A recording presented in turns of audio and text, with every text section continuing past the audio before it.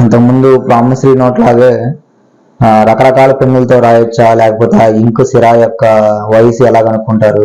3 సంవత్సరాలు అంటున్నారు. 3 సంవత్సరాలు ఒకవేళ రాస్తే అది 3 సంవత్సరాలు అయిందని ఎట్లా కనుక్కుంటారు? సేమ్ ఇంతకుముందు రాయనా లేకపోతే? అంటే 3 సంవత్సరాలు ఈ ప్రామిసరీ నోట్లో మాత్రం ఖాళీ ప్రామిసరీ నోట్లే ఉంటాయి, కానీ అగ్రిమెంట్ మాత్రం ఖాళీ అగ్రిమెంట్ మాత్రం ఉండవు. కాబట్టి ఈ సిరా ఇప్పుడు రాసిన తర్వాత 3 సంవత్సరాలు అనే ప్రశ్న అసలు తలెత్తదు అనమాట. ఎందుకంటే రాసే వాళ్ళంతా కూడా అదే రోజు సంతకాలు పెడతారు, అదే రోజున ఉంటాయి. కాబట్టి సిరా వయసు అనే ప్రశ్న ఉదయించదు అసలు ఇక్కడ. అయితే అగ్రిమెంట్ రాసేటప్పుడు మధ్య సిరా అయిపోతుంది. లేకపోతే రాసేతను ఒక పెన్ను వాడచ్చు, సాక్షి ఒక పెన్ను వాడచ్చు, తీసుకునే ఒక పెన్ను రావచ్చు. ఏ పెన్ను రాసినా ఇంకో మారినా కూడా ఏమీ ప్రమాదం లేదు, అగ్రిమెంట్ చెల్లుతుంది. కానీ సిరా వయసు మాత్రం తప్పకుండా జాగ్రత్తగా చూడాలి. దీన్ని సిరా వయసు అంటే ఇవాళ అగ్రిమెంట్ మనం రాస్తాం, రాసిన తర్వాత కొన్నతను కానీ సాక్షులు కానీ 3 ఏళ్ల తర్వాత పెడతారు సంతకాలు. అప్పుడు అగ్రిమెంట్ రాసిన అదే సిరా కావచ్చు, అదే పెన్ను కావచ్చు, కానీ అగ్రిమెంట్ రాసింది ఇప్పుడు, సాక్షి సంతకాలు పెట్టిన 3 సంవత్సరాల తర్వాత అని ఫారెన్సిక్ లెబారెటరీ రుజువు చేయగలదు. అప్పుడు మాత్రం ప్రమాదమే, అగ్రిమెంట్ చెల్లదు. అగ్రిమెంట్ ఎప్పుడైనా సరే ఖాళీ అగ్రిమెంట్ ఉండకూడదు. తర్వాత తప్పుడు తారీఖులు కూడా, తప్పుడు తారీఖులు అంటే ఫోర్జరీ అవుతుంది. ఆ ప్రామిసరీ నోట్ అయినా సరే తప్పుడు తారీఖు అయితే ఫోర్జరీ అవుతుంది. కానీ ఒక షరతు, ఫోర్జరీ దురుద్దేశపూర్వకంగా ఉండాలి. అది సదుద్దేశపూర్వకమైన ఫోర్జరీ అయితే మాత్రం శిక్ష లేదు, అది తప్పు కాదు. కొంతమంది అగ్రిమెంట్స్ పోయినాయి అని చెప్తా ఉంటారు, లేకపోతే ఎక్కడో మర్చిపోయామని చెప్తా ఉంటారు. అప్పుడు ఏం చేయాలంటారు? అప్పుడు కష్టమే. అప్పుడు మాత్రం ఇక వాళ్ళ మంచితనం మీద, అతను తన మంచితనం మీద నిజంగా అమ్మిన మాట నిజం అని చెప్పి రిజిస్టర్ చేస్తే చేయొచ్చు. అగ్రిమెంట్ లేకపోతే మాత్రం అతను తన మాట మీద నిలబడకపోతే అతన్ని మనం ఏం చేయలేం. అది పోగొట్టుకుని అతను తప్పు, దానికి అతను బాధ్యత కాదు. ఇంకా అగ్రిమెంట్స్ ఏమన్నా ప్రూఫ్స్ యాడ్ చేయాల్సి ఉంటుంది అంటారా? అంటే అమ్మేవాళ్ళు కానీ కొనేవాళ్ళు కానీ ప్రూఫ్స్ అంటే దానికి లింక్ డాక్యుమెంట్ అని ఉంటాయి. అది ఎవరి దగ్గర కొన్నారు, ఎక్కడి నుంచి వచ్చింది, ఆస్తి స్వాధ్యతమా లేకపోతే మరి పూర్వాధ్యతమా, ఇటువంటివన్నీ కూడా లింక్ డాక్యుమెంట్స్ ఉంటే వాటిని ఇవ్వటం మంచిది. తర్వాత స్వాధ్యతం అయితే మాత్రం ఒక్క వ్యక్తి అగ్రిమెంట్ రాసి సరిపోతుంది.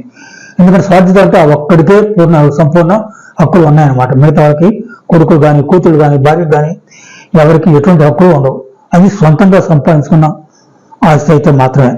అదే పూర్వార్జితం అయితే మాత్రం హక్కులు వస్తాయి వీళ్ళకి. అప్పుడు మాత్రం ఎంతమంది అయితే వారసులు ఉన్నారో అంతమందితో సంతకాలు పెట్టించాలి. తర్వాత అగ్రిమెంట్ రాసిన తర్వాత చివరిన షెడ్యూల్ అని ఉంటుంది. షెడ్యూల్ అనేది ఇంగ్లీష్ మాట. నేను కూడా చాలా రోజు ఒక 20-30-40 ఏళ్ళ నుంచి కూడా షెడ్యూల్ అనే రాస్తూ వచ్చా. ఈ మధ్య మాత్రం నేను షెడ్యూల్ అనే మాటని వాడకుండా ఈ క్రింది అనుబంధంలో ఉదహరించిన ఆస్తి అని రాసి అనుబంధం అని పెడతా, కానీ షెడ్యూల్ అని పెట్టలేదు. ఎందుకు నాకు ఇంగ్లీష్ మాట సాధ్యం చాలా తక్కువ వాడాలని అనిపిస్తుంది నాకు. అందుకని ఈ కవిత్వాన్ని కొంత వాడతా. తర్వాత ఉర్దూ మాట్లాడు కొన్ని ఉంటాయి. ఫలాని పోచంపల్లి గ్రామం తాలూకు సర్వే నంబరు, గ్రామం తాలూకు. ఈ తాలూకు అనేది ఉర్దూ పదం. నేను దాన్ని తీసేసి పోచంపల్లి గ్రామానికి చెందిన సర్వే నంబరు అని రాస్తా. తర్వాత 6 ఎకరముల 20 సెంట్లు మింజినవే 3 ఎకరముల 2 సెంట్లు అని ఉంటుంది. ఈ మింజినవి అనేది ఉర్దూ మాట.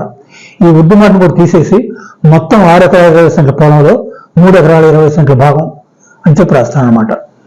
తర్వాత ఈ హద్దులు రాస్తాం.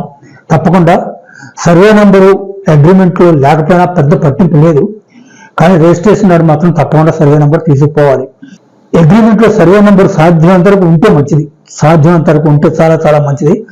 ఒకవేళ సమయానికి అందుబాటులో లేకపోతే నేను రాయను. అయితే దానికి ఏమన్నా కోర్టు అభ్యంతరం పెడుతుందా అనేది మాత్రం నాకైతే ఇంతవరకు తెలియదు. నేను మాత్రం ఎప్పుడైనా సర్వే నెంబర్ అందుబాటులో లేకపోతే నేను సర్వే నెంబర్ రాయకుండా కేవలం హద్దులు రాస్తా. హద్దులు రాసేటప్పుడు కూడా నేను ఎలా రాస్తానంటే మొట్టమొదటి ఉత్తరం అని రాస్తా, తర్వాత తూర్పు అని రాస్తా, తర్వాత దక్షిణం అని రాస్తా, తర్వాత పడమర అని రాస్తా. కానీ కొంతమంది మొట్టమొదటి తూర్పు అని రాస్తారు, తర్వాత దక్షిణం రాస్తారు, తర్వాత పడమర రాస్తారు, తర్వాత ఉత్తరం అని రాస్తారు. ఎక్కడ రాసినా అభ్యంతరం లేదు, ఏ మాత్రం కూడా సందేహం అక్కర్లేదు. ఇది మాత్రం ఒక ఆటంకం మాత్రం కానే కాదు, ఎక్కడ రాసినా పర్వాలేదు. కానీ దిక్కులు మాత్రం సక్రమంగా ఉండాలి. ఒకప్పుడు హద్దుల్లో కొద్ది గొప్ప తేడా వచ్చినా సరే అగ్రిమెంట్లో అయితే పర్వాలేదు, కానీ రిజిస్ట్రేషన్లో మాత్రం రాకుండా ఉండటం మంచిది.